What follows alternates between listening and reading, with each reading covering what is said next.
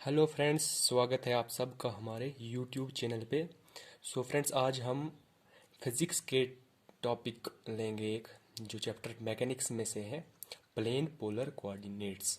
Friends, इस video में हम प्लेन पोलर कोऑर्डिनेट्स की displacement, velocity and acceleration in plane polar coordinates पढ़ेंगे। हम पढ़ेंगे डिस्प्लेसमेंट और इसकी एक्सप्रेशन। हम अब नेक्स्ट वीडियो में वेलोसिटी और acceleration in plane polar coordinates भी डिस्कस करेंगे। फ्रेंड्स, मैं आपको एक बात बता दूं, जितने भी स्टूडेंट्स CBCS के सिस्टम में पेपर देते हैं तो अक्सर वहाँ पे ये क्वेश्चन 7 नंबर का पूछा जाता है। फ्रेंड्स, आप इस वीडियो को एंड तक देखें और हमें उम्मीद है कि आपको जितना भी हम कोशिश करेंगे समझाने की, आप फुल समझ जाओगे। हम उम्मीद करते हैं कि आप अच्छे से ये समझ जाओगे।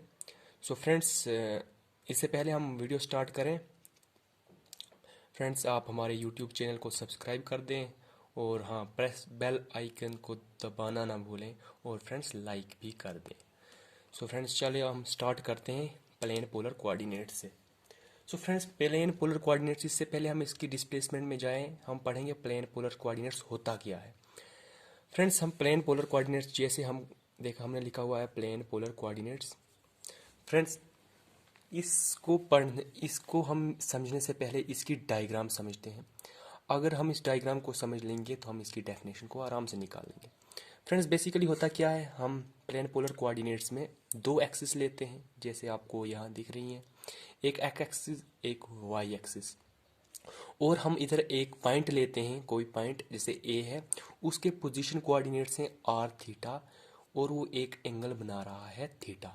फ्रेंड्स, आप सोच रहे होंगे कि हमने आर थीटा क्यों लिया, यहाँ हम एक्स और वाई भी तो ले सकते थे। पर फ्रेंड्स, मेन डिफरेंस जो है कार्टेशियन कोऑर्डिनेट्स और प्लेन पोलर कोऑर्डिनेट्स के बीच में, वो यही है कि हम जब कार्टेशियन कोऑर्डिनेट्स में किसी पॉइंट को लेते हैं तो उसके हम पोजीशन कोऑर्डिनेट्स, जो भी उसके पॉइंट्स होते हैं, वो हम एक्स वाई लेते हैं, और यहाँ पे हम प्लेन पोलर कोऑर्डिनेट्स में वो आर थीटा लेते हैं। यही डिफरेंस है। तो फ्रेंड्स, यही हमें लिखा हुआ है कि these coordinates are used to study the motion of a particle in plane। किसी भी हम जब पार्टिकल का मोशन जब हमने जानना होता है किसी भी प्लेन में, तो हम प्लेन पोलर कोऑर्डिनेट्स का यूज़ करते हैं। टू कोऑर्डिनेट्स, हम दो, जैसे कि हमने बोला हुआ है, टू कोऑर्डिनेट्स, आप डेफिनेशन पढ़ सकते हैं, r theta as shown in figure are used to describe the motion of a particle in plane. दो कोऑर्डिनेट्स हम लेते हैं, आर और थीटा। बेसिकली आर होता क्या है, आर जो होता है वो distance of A from the origin. R A का फासला होता है ओरिजिन से, या हम पोल भी कह सकते हैं इस पॉइंट को, वहां से। और थीटा क्या होता है, जो ये एंगल बना रहा है एंटी क्लॉकवाइज डायरेक्शन में पॉजिटिव एक्स एक्सिस के साथ, वो हमारे पास थीटा होता है। वही हमने यहाँ लिखा है, r is the distance of point A from origin O. ये कोई भी वैल्यू ले सकता है, 0 और इन्फिनिटी के बीच में। और जो एंगल बन रहा है रेडियस वेक्टर का, जो ये हमारे पास रेडियस वेक्टर है, पॉजिटिव एक्स एक्सिस के साथ किधर, एंटी क्लॉकवाइज डायरेक्शन में, वो क्या है, थीटा। ये कोई भी वैल्यू ले सकता है 0 और 2 पाई के बीच में। फ्रेंड्स, आपको उम्मीद करते हैं आपको प्लेन पोलर कोऑर्डिनेट्स समझ आ गया होगा। आइए हम आप इसकी डिस्प्लेसमेंट पे चलते हैं। फ्रेंड्स, डिस्प्लेसमेंट पे हम जाते हैं तो हम इससे पहले हम डिस्प्लेसमेंट की एक्सप्रेशन निकाले, हमें पता होना चाहिए डिस्प्लेसमेंट है क्या बेसिकली। फ्रेंड्स, डिस्प्लेसमेंट होता क्या है, देखिए फ्रेंड, मैं आपको इधर से एक समझाने की कोशिश करता हूँ। जैसे हमारे पास यहाँ एक पॉइंट ए है, अगर ऐसे ही हमारे पास यहाँ पे हम अगर कोई पॉइंट एक बी भी होता, मान लीजिए ये कोई पॉइंट, उसके कोई भी पोजीशन कोऑर्डिनेट्स होते, तो फ्रेंड जो हमने ये एक और वेक्टर जो हमारे पास यहाँ से, मीन्स इसकी जो हमारे पास एक फाइनल होता ऐसे, तो ये इसको हम क्या कहते हैं, डिस्प्लेसमेंट। डिस्प्लेसमेंट वेक्टर हम इसको कहते हैं, जो इन दो के बीच में होगा, इनिशियल से फाइनल पोजीशन के बीच में। वही हमें लिखा है, इट इज ए वेक्टर, एक वेक्टर होता है फ्रॉम द इनिशियल, जो हमारे पास इसकी इनिशियल थी वो ये थी, to the final position of the moving particle. एक पार्टिकल था जो मूव कर रहा था, उसकी एक हमने पोजीशन ली थी ए, कोई दूसरा पार्टिकल जब उसकी वो जो फाइनल पोजीशन था, उसने जो डिस्प्लेसमेंट की, वो पहुंच गया अगर बी पे, तो उसके बीच में जो वेक्टर हम डालेंगे उसको हम कहेंगे डिस्प्लेसमेंट वेक्टर। यही हमें लिख रहा है, it tells us how much and in which direction a moving particle has changed its position in a given interval of time. ये हमें बोलता है कि किस डायरेक्शन में एक मूविंग पार्टिकल अपनी पोजीशन चेंज कर रहा है विद रिस्पेक्ट टू टाइम के साथ। तो आइए हम इसके एक्सप्रेशन पे चलते हैं। एक्सप्रेशन में सेम जैसे हमें ऊपर लिया हुआ है, एक एक्स एक्सिस ली हुई है, एक वाई एक्सिस ली हुई है और एक एंगल थीटा, ये पोजीशन वेक्टर है, कोई आर अगर पोजीशन वेक्टर है, और एक पॉइंट ए है जिसके हमने पोजीशन कोऑर्डिनेट्स लिए हुए हैं आर और थीटा। और ये क्या है, increasing direction of r and theta, जिसमें हम आर कैप लिखते हैं और थीटा कैप, ये इंक्रीजिंग है डायरेक्शन में। तो यही हमने लिखा है, let us consider a particle. मान के चलिए हम कंसिडर करते हैं एक particle A moving in a plane, एक प्लेन में मूव कर रहा है जिसके प्लेन पोलर कोऑर्डिनेट्स क्या है, आर और थीटा, जैसे कि फिगर में दिखाए गए हैं किसी भी इंस्टेंट ऑफ टाइम पे। तो फ्रेंड्स किसी हम दिखा रहे थे इंस्टेंट ऑफ टाइम पे, let r theta r cap and theta cap be the unit vector in increasing direction of r and theta as shown in figure above। पहले ही मैंने बोला था कि ये इंक्रीजिंग डायरेक्शन है, आर कैप और theta cap जो है आर और थीटा की डायरेक्शन में इंक्रीजिंग है, तो हमने यही बोला।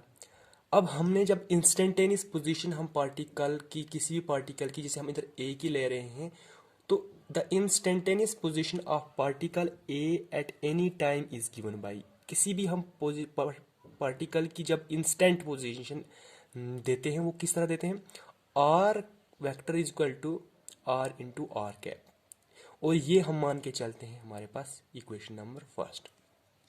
यहाँ पे जो ये आर और आर कैप है ये क्या होते हैं, ये बोथ आर जो है ये टाइम डिपेंडेंट फंक्शंस हैं, आर और आर कैप। अब जब हम इस फर्स्ट इक्वेशन को डिफरेंशियल लेंगे बोथ साइड में, taking differentials on both side, हमारे पास बन जाएगा d r vector equal to d r r cap plus r d r cap. Friends आप इधर सोच रहे होंगे कि ये क्या है, अगर आपको इधर कंफ्यूजन है तो मैं आपको ये थोड़ा दिखा दूं कि ये किस तरह हुआ है। फ्रेंड्स इधर तो हमने ले लिया सीधा डिफरेंशियल डी आर, यहाँ हम यू वी रूल लगा रहे हैं, मीन्स प्रोडक्ट रूल है। हमारे पास होता क्या है, u ये है v ये है, देखिए हमारे पास u ये है और v ये है। पहले हम u की, इसका होता है u dash v plus u v dash. पहले हमने u की डिफरेंशिएशन की, मीन्स डी आर, और v लिखा है ऐसे ही, जो कि हमारे पास r कैप है इधर लिखा, प्लस फार्मूले का। अब हमारे पास r क्या है, सॉरी u क्या है, r है, वो हमने ऐसे लिखा। फिर हमने v की डिफरेंशिएशन करनी है, v क्या है, r कैप है, तो लिख लिया हमने r cap. u v rule के मुताबिक हमारे पास ये बन रहा है, और ये मान के जा रहे हैं हम अब दूसरी इक्वेशन। फ्रेंड्स हम unit vector in plane polar coordinates किस तरह देते हैं, ये अगर आप देखें, r cap equal to cos theta i cap plus sine theta j cap, ये हमने थर्ड इक्वेशन मानी है, और theta cap equal to minus sine theta i cap plus cos theta j cap, ये हमने फोर्थ इक्वेशन मानी। फिर आप सोच रहे होंगे कि ये कहाँ से आ रहा है, तो फ्रेंड्स आप देख ले सकते हैं अपनी बुक में, जब हम यूनिट वेक्टर की एक्सप्रेशन निकालते हैं इन प्लेन पोलर कोऑर्डिनेट्स में, तो वहाँ हमारे पास ये दो एक्सप्रेशनें निकलती हैं, दो पॉइंट्स निकलते हैं कि आर कैप क्या होता है और थीटा कैप क्या होता है, ये हम वहाँ से ले रहे हैं। कहाँ, expression of unit vector in plane polar coordinates में, वहाँ हम यूनिट वेक्टर इस तरह देते हैं। तो फ्रेंड्स जब ये हमने थर्ड मान ली, ये फोर्थ मान ली, इनको इसका आपको क्लियर हो गया होगा। तो थर्ड इक्वेशन को हम जब डिफरेंशिएट करेंगे बोथ साइड, तो फ्रेंड्स डिफरेंशिएट किया, थर्ड है D r cap, cos theta की आपको पता होता है माइनस साइन थीटा, और फिर आई कैप की डिफरेंशिएशन की थीटा, प्लस साइन थीटा की आ गई कॉस थीटा, और फिर थीटा जे कैप की डी थीटा, डी की थीटा जे कैप की उसको भी हम डी लगा रहे हैं पीछे से, इसकी भी डिफरेंशिएशन कर रहे हैं। फिर डी आर हमें आप देख रहे हैं इधर sine theta D theta i cap है, यहाँ cos theta D theta j cap है। यहाँ से और यहाँ से हम डी थीटा बाहर लेंगे, और अंदर क्या बचेगा हमारे पास, minus sine theta i cap और plus cos theta j cap, ये बाहर लेके फर्दर इस पे कोई फर्क नहीं पड़ेगा, वो ये और ये बिल्कुल बराबर है। अब फ्रेंड्स आप देख सकते हैं यहाँ पे हमारे पास minus sine theta i cap plus cos theta j cap है। ये किसकी वैल्यू है, ये आप देख सकते हो ऊपर हमारे पास इक्वेशन नंबर 4 में थीटा कैप की वैल्यू है, ये सेम है, देख रहे होंगे आप, ये और ये बिल्कुल सेम है। हमें बस रिप्लेस कर देना है, इसकी जगह हम थीटा कैप लिख देंगे, तो d r cap equal to theta cap D theta. ये हमारे पास फिफ्थ बन गई। किस तरह बनी, बाई यूजिंग इक्वेशन 4 जो हमें बताती है कि थीटा कैप इसके बराबर है। अब हमारे पास डी आर कैप की वैल्यू निकली, ये डी आर कैप की वैल्यू हमने इक्वेशन नंबर 2 में डालनी है, यह डी आर कैप की जगह। तो जब हम ये डालेंगे, सब्स्टिट्यूट करेंगे, तो हमारे पास इक्वेशन 2 बनेगी d r cap equal to d r r cap as it is, ये प्लस आर आर ऐसे लिखा, जो हमारे पास यहाँ पे डी आर कैप है उसकी जगह हम ये वैल्यू लगाएंगे, तो होगी हमारे पास theta theta cap D theta into theta cap. तो ये ही एक्सप्रेशन हमारे पास, this is the required expression for displacement in plane polar coordinates. ये हमारे पास रिक्वायर्ड एक्सप्रेशन है प्लेन पोलर कोऑर्डिनेट्स की डिस्प्लेसमेंट की। और जब हम इसको मैग्नीट्यूड में लेंगे तो मैग्नीट्यूड इस तरह देते हैं, हम मार दे दिया इस साइड भी D R square plus D theta का स्क्वायर, ये हमारे पास इसकी डिस्प्लेसमेंट का मैग्नीट्यूड होता है और ये डिस्प्लेसमेंट की एक्सप्रेशन होती है प्लेन पोलर कोऑर्डिनेट्स में। तो फ्रेंड्स आपको उम्मीद करते हैं हमारी वीडियो से बहुत हमारी वीडियो आपके लिए बहुत हेल्पफुल होगी, और इसके बाद हम अपने नेक्स्ट वीडियो में आपको acceleration and velocity in plane polar coordinates बताएंगे। Thanks friends.